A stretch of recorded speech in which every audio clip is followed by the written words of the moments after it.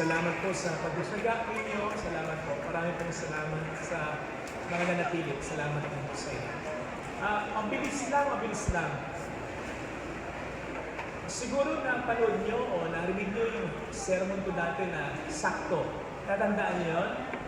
Yung nagbigay ako ng komunyon, 2 misa, magkasunod, sakto, na parang talagang nilimain ako ng Panginoon. Na bago ko pumunta dito, nagkaroon ako ng 2 misa. Nagbigay ako ng komunyon sa misang maraming tao, parehong sakto. Kanina.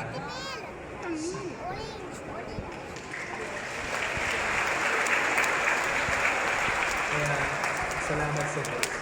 Salamat talaga sa Kanya sa pagmamahal niya sa atin. Salamat. Thank you. Salamat po sa inyo. Nagsitayo na po tayo. Sumainyo ang Panginoon. Pagpalain tayo kasama ang ating pamilya na mapagmahal na Diyos, ng Ama at ng Anak at ng Espiritu Santo. Amen. Tumayo tayo sa kapayapaan ni Kristo. Salamat sa Diyos. Salamat.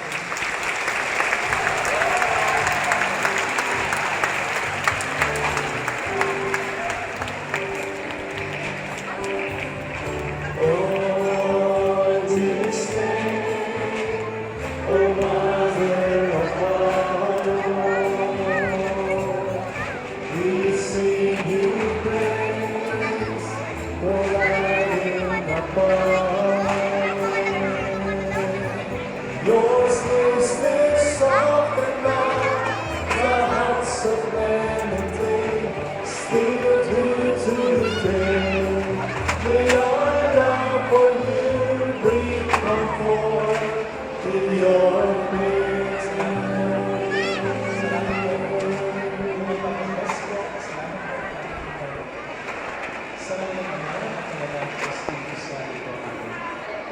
Panginoon, pagpagpalain ko ang mga pinag-bless na natin ng disciples. Ikaw sa paghawak ng namin sa mga ito. Ay maramdaman namin ang nagkapalaran at may maramdaman naman namin ang mga pagkakaya at pagmahal sa iyo. Pagpalain ko ang mga bata na ito, yung makinasa ng mga sulat ay magbukod sa iyong mga mata. Pagpalain ko ang mga mag-asawa maghawak ng kamay. Mas lumibay pa sana ang pagmamahal na ina. Pagpalain ko Panginoon ang mga kapatid, huwag sana mawala yung samahan at magkaroon ng sarili-sarili ng buhay. Pagpalain ko Panginoon ang mga single parent, mag-iwasay naman ang mga itaguin, ang mga anak nila. Pagpalain ko ang mga breadwinner ng pamilya, huwag daw masayang ang mga pagod nila. Pagpalain ko ang mga nagdiwag at ayun din ko ng kaarawan, gamit ang mga